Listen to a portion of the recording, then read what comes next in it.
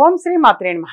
ఇప్పుడు తెలియజేసేది ఎనలేని సంపద మీ సొంతం అవ్వాలి అనంటే తప్పనిసరిగా మీరు చేయవలసింది లక్ష్మీ అమ్మవారికి సహజంగా మనం అంటే ప్రీతికరం లక్ష్మీ అమ్మవారికి పువ్వులు అనేవి కూడా తామర పువ్వులు అంటే చాలా ఇష్టం, పారిజాతం పువ్వులు అంటే చాలా ఇష్టం, ఎర్రని గులాబీ పువ్వులు అంటే ఇష్టం.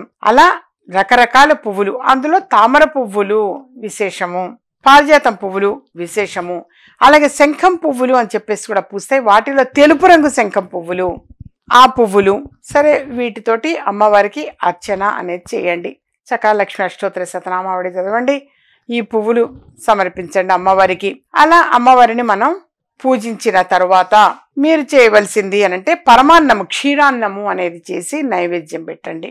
తప్పనిసరిగా మీరు చేయవలసింది సింపుల్ ప్రాసెస్, ఇంతకంటే ఏం లేదు నాన్న. పూలు సమకూర్చుకోవటంలోనే ఉంది. తామర పువ్వులు, పారిజాతం పువ్వు, తెల్లని శంఖం పువ్వు. వాస్తవంగా ఇంకా మిగతా పువ్వులన్నీ చామంతి కావచ్చు, గులాబీలు కావచ్చు, అవి ఉంటే వాటితో కూడా మనం చేస్తాం. కానీ ఈ పూలని కలెక్ట్ చేసుకోవడం విశేషం.